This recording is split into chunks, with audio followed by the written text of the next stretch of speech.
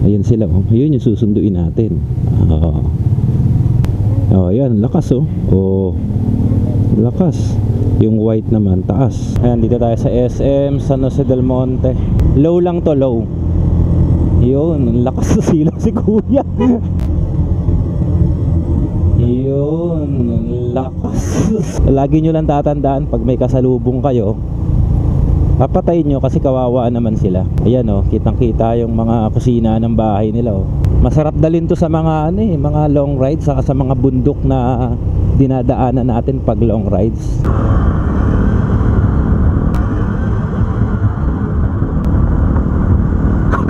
Sorry kuya, nasilaw si kuya. Hindi natin masyadong inaabuso dapat yung paggamit ng mga MDL laser gun. Magandang gabi po sa inyong lahat. Ayan tayo, o yan o.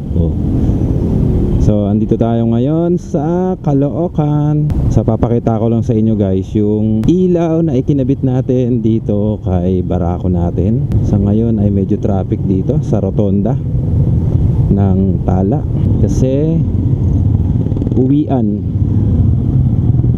Yan, thank you. Ayan, dito tayo magsusundo. Ito yung ating daily routine, Tala Elementary School. Lagi tayo nagsusundo rito, araw-araw.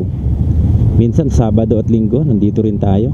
So papasok tayo ngayon dyan at susunduin natin si Madam, ang ating may bahay na isang guro, at yung aming panganay na si Kuya Pam ay dito nag-aaral. Kaya naman tayo ay magsusundo. Sana magkasya. Ayan, kasya. Ayun sila, oh. Ayun yung susunduin natin. Di ba? Dito na sila. Ipapakita na natin yung ilaw natin. Magte-testing yarn, kuya. Ano sabi mo? Testing yarn? Flexing.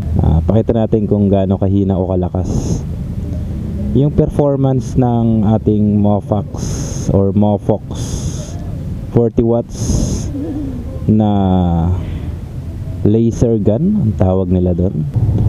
Oh, yan, lakas oh. Oh, lakas. Yung white naman, taas. Okay? So mamaya papakita ko pa sa inyo lalo yan pagpunta natin ng bundok. Taga bundok kasi kami. Medyo traffic. Sige kuya, pasok.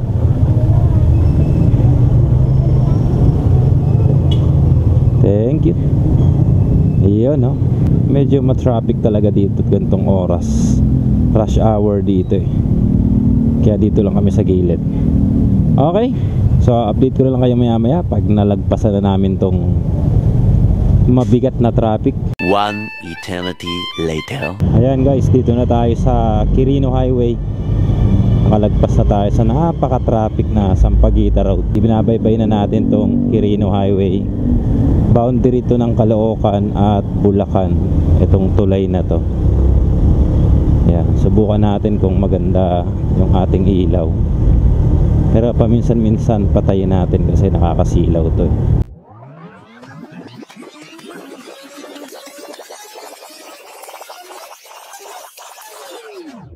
Subukan lang natin sa mga madidilim na bahagi ng kalsada para di naman masilaw yung mga kapwa motorista natin. Ayan, dito tayo sa SM San Jose del Monte.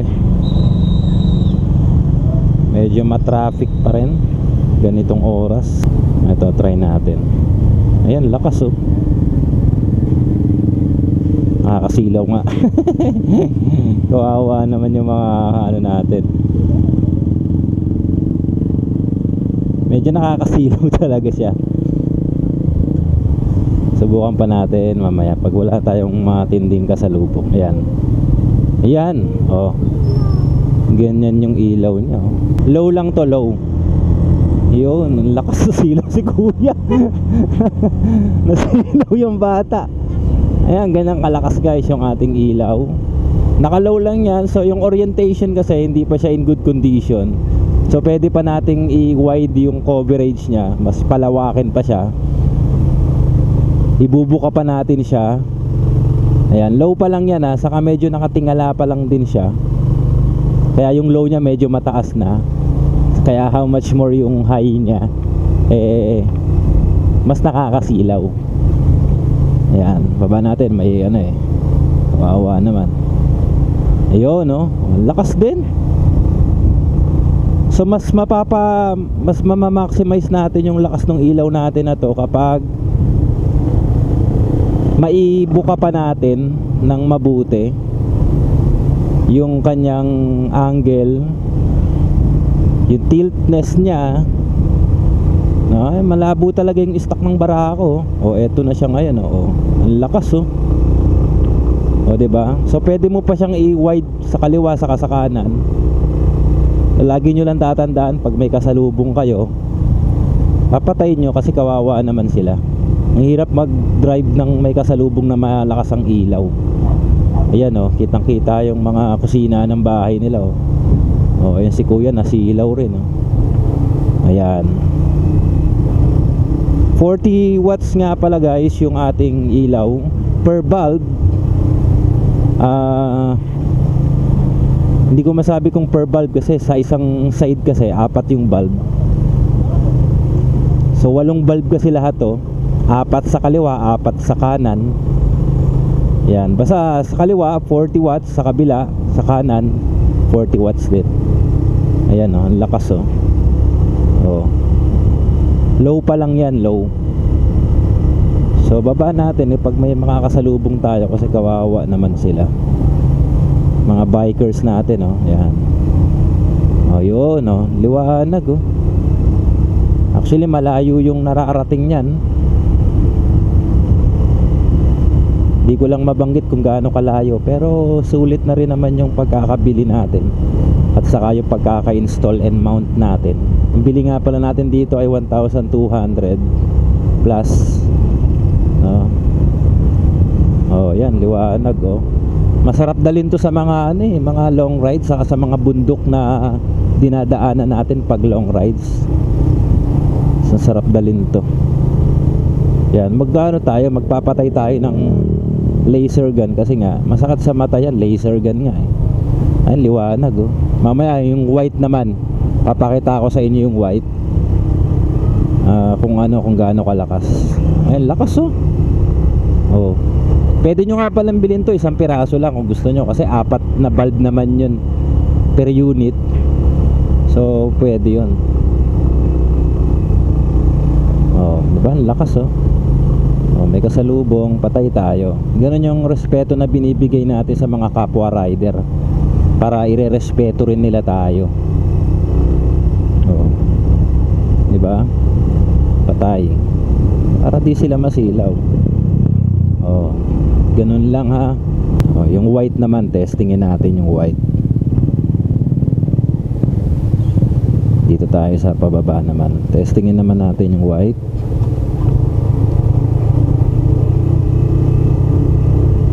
Ayun yung white, ang taas nga ng white. Ayun, liwanag. Liwanag, no? Kitang kita yung daan.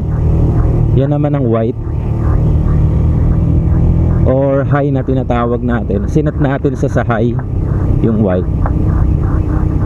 Yan, napaka-importante kasi meron tayong ilaw, lalo na pag ganito kadidilim yung mga dinadaanan natin. Ayan. So at least nakikita mo na advance yung dadaanan mo, kung may tao ba yan, may hayop ba dyan, may tumatawid. Diba? Kasi may mga kasabay tayo minsan nakasalubong na motor, walang ilaw. Ang lakas, ayan. Ang lakas. Ang laki ng coverage nya. Advance na advance. Ayan. Taas nung hay nya. So guys, yung orientation nya hindi pa final ha. Kasi kakakabit lang natin ito kahapon. So hindi pa final yan. I-adjust pa natin. Ayan. Yan yung white. So sa mga nagtatanong din kung ginamitan ko to ng relay, yes, ginamitan ko po ng relay. 2 relay po ginamit natin dito. Ang relay na yon, kung bakit 2, isa sa high, saka isa sa low. Hindi po yun isa sa left, isa sa right. Isa sa high, isa sa low. Yun po yung gamit ng relay natin. So ang tanong na nga lang ay gaano tatagal ito, kasi 40 watts to, malakas kumain ng baterya. Kung gaano katagal yung battery ng ating Siberaco. And then ginamitan ko rin syempre ng domino switch, 3-way switch. Meron siyang high, low, and then yung gitna ay off. So meron tayong mga tutorial ng pagkakabit ng mga MDL, katulad ng kay Paloma. So panoorin nyo na lang. Pero hindi naman tayo nagbababad lagi ng MDL, no? For demonstration lang to. Ginagamit lang naman kasi talaga to pag sobrang dilim ng dadaanan mo. Kaya wag sana ma-misuse ng mga kapwa rider natin. Porque naka MDL, binababad nila. Tingnan natin kung aabot dun. Aabot dun, oh. Lakas, oh.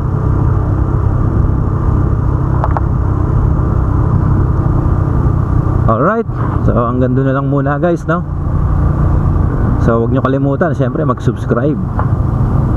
Tulad ng lagi ko sinasabi, ride safe, God bless, bye guys. Malakas pa rin, no? Kahit nandito na tayo sa mga gantong kalsada, malakas pa rin. Sorry kuya, nasilaw si kuya. Nagtakip siya ng side mirror kasi nagre-reflect.